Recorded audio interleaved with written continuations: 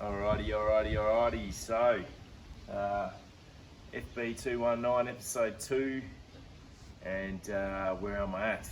It's been a long time. I've been doing a lot of work, and I haven't really been taking the time to do any updates with the filming. But as you can see, it's not really a vehicle rolling on wheels anymore. So a lot's happened in the last 5 weeks, and I've just been going pretty hard, working on Monday to Friday, kind of like 8-10 hours a day on it on my own. And yeah, it all happened pretty quick. I got it actually up in the rotisserie in 5 days, and then spent the last 3-4 weeks literally cleaning and going over a lot of different factors of it all. And you know, there's been some family commitments and Christmas and everything, all that in between. So yeah, I guess where did I start? So I guess cut to the chase. Yeah, she was complete. I managed to get the motor, gearbox off, got it up on the jack stands, got all the drivetrain out from underneath it at the front end, the wireframes on the ground there. And it took a day just to mount it on the rotisserie, because I had to fabricate up some you know, some connections, which, you know, like I'm going to change as time goes on, because once I get the wireframes on, obviously I need different mounts for that. And the way that I've mounted it at the rear up here, you know, it's good for now. This mount is good for now, but because I need to do some work on the underbody, so that's all clear of the underbody now, so I can do the work on the underbody. But obviously when I need to do a bit of work up top, I'll change the mounts to underneath as well. So yeah, I guess I've done a lot. So yeah, the doors came off, the seats came out, interior come off. There was a lot of wax, there was a lot of tar and all in the floor pans. Yeah, so that was all a lot of work for a long time there. Oh, I just found another bit of rust I'm gonna have to repair. For a long time there, I was left the hood lining in, because I didn't want to take the hood lining out, because it was complete and it was in what I would consider pretty good condition for its age. But to be able to pressure wash the car, you know, in a pretty aggressive manner, it would have just ruined the headlining. So basically, I've pulled the headlining out, which I've managed to keep in one piece, and I will, you know, do whatever I can to get it back in there. Just a few repairs, a stitch up here and there. So I guess I might as well start from the top of the car and go down. It's a little bit different. So basically on here, as you can see, I've still got this tar in here, but because I've been pressure washing the car and I've had the car upside down, I've had a fair bit of water lying in this area here. So it's actually this, if I leave this now, I'm a bit worried that it's going to continue to fall off. You might be able to just see just here, it's all starting to come off on its own, and there's some bubbles as too. It's starting to get some bubbles in it. So I think I'm going to have to scrape this out and maybe put some Dynamat in the roof, or maybe not even do anything on the roof. But I'd hate to leave that up there and then put the hood lining back in and then have it fall down on top of the hood lining. So I'm still getting my head around that one yet, but I think it's going to be there. So interesting thing also about the hood lining that I found was as the hood lining, the bow ties, we all know kind of the bow ties stick in these little clamps here, and the springs kind of come and hook into these holes as we go along until it sits there. But as the hood lining comes down here and hooks under, as I never really knew how this worked before, but basically the roof lining, this would bend right up. The hood lining goes under this, then they'd knock this down, and that's what clamps the hood lining into place down here, which I didn't know about, but I'm not an interior trimmer either. And it's also the same up here with this kind of like a gusset, well, clamp kind of area. All the hood lining clamps underneath that, and then they clamp that down, and it pulls all the interior tight. So that was interesting. But yeah, just a little bit about the body. I guess you know, we'll start from the back there, because the camera lady is moved to the back. But yeah, she's all pretty tidy. What can I say? All right. basically I managed to get all the glue for all of these out because I'm keeping the patina paint. I'm definitely going to be doing a bit of panel beating and keeping this paint. It's too nice to let go at this point. Plus, I'm going to save the money on the paint job. But yeah, this glue, this original, it was almost like bear grip glue that was all the way around in here. That was just a pain. It took me a week just to scrape all the glue out from in this here, and I've managed to take a fair bit of paint off as well. But it's still savable, and hey, it is what it is. You can't do this kind of work without doing some kind of damage. But I managed, that was 5 days solid work with trying to work out how to do it without, short of sandblasting it out. I managed to get all these frames all around here clean of the glue. Come around here, come on. It's all around in here. Managed to get all that glue out, which was just a shit job, absolute shit job, and made my hands hurt. And I'm glad I got that done before Christmas because it's given me a chance to have a good break. Give my wrists and hands a break because I really sore after getting that done.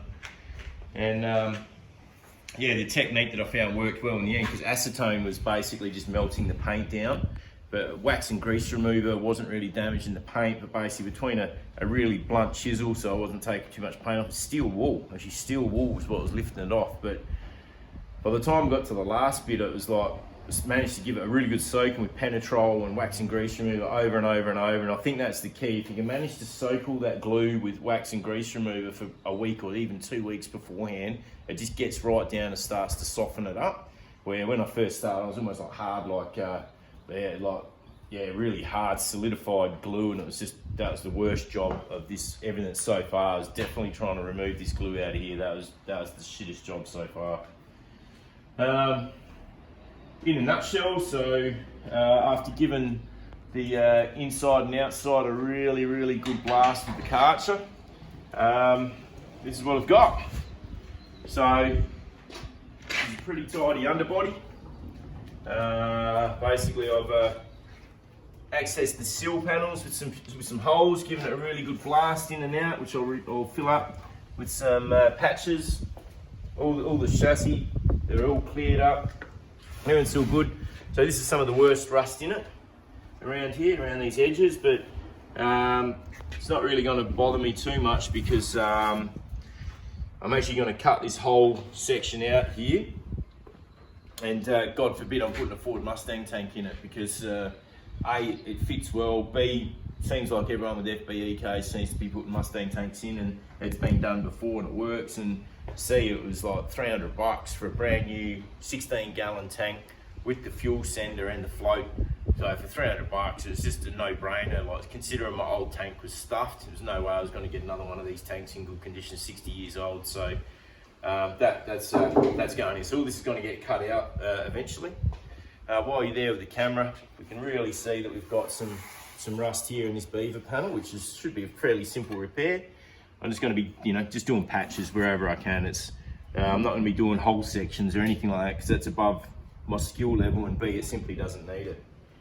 The other one is just down in here.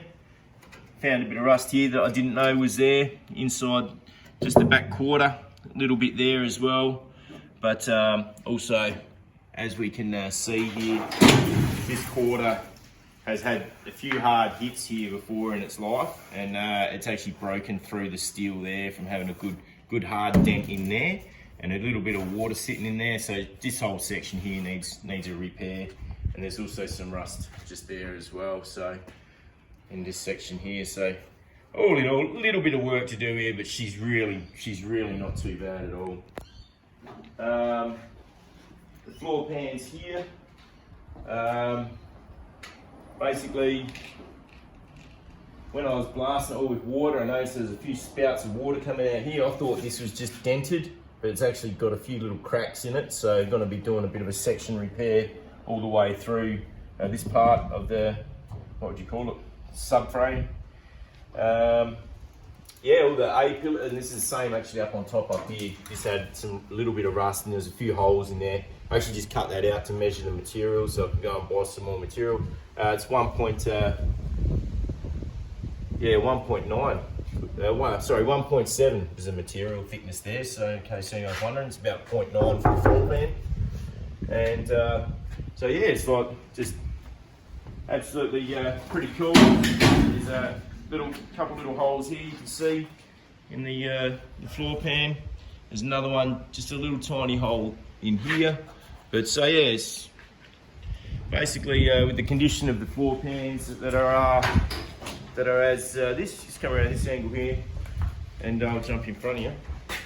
So with the condition of these floor pans being rusted through here after giving it a good blowout with the Karcher and a bit of a stab with the screwdriver, it's made me realise kind of how thin this area is. We can see it's really quite pitted all the way through here, and right up to where this repair is required under here.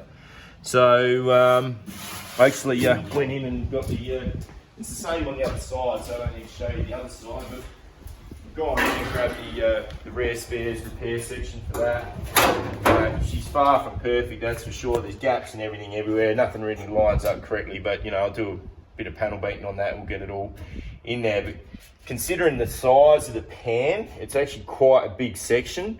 And because I don't want any more rare spares more in there than I have to, I think I'll just, somewhere along this section here, because it's all pitted, I might do the repair somewhere here and back down here, and we'll just get rid of this worst part in here. The panel beater mate Damo's given me a tool for a bit of a flaring tool for, you know, overlapping the sections, and been able to weld it back in there. And there's a little bit of work involved with, like, this is with seam sealer here, so the seam sealer is actually, just stick it in here. Yeah, so the seam sealer, as you can see, is actually quite cracked up and really not in good condition. You can see there's holding water underneath there. So I'm going to get the heat gun out, and I'm going to actually scrape all that seam sealer out and get in there and just replace that while I'm doing this, while I'm this far. Because as you can see, all the way across there, it's not really in that good a condition. But then the seam sealer that is just here, you know, that's all still pretty good. I knocked that out, so I'll cover that up. So all that seam sealer there is pretty good. And the seam sealer here, it's all pretty good as well. So I'm going to leave that. But there are some other places that need a bit of it.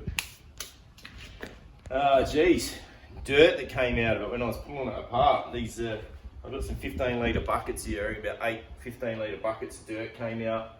And yeah, kind of, I don't really know what else to say, except for it's been a hell of a lot of work has gone in to get it to this stage, but I'll definitely be able to keep smashing it out from here and things like that, and yeah, let you know as time goes on what we're going to be up to. So, Reggie Ditch, talk to you after.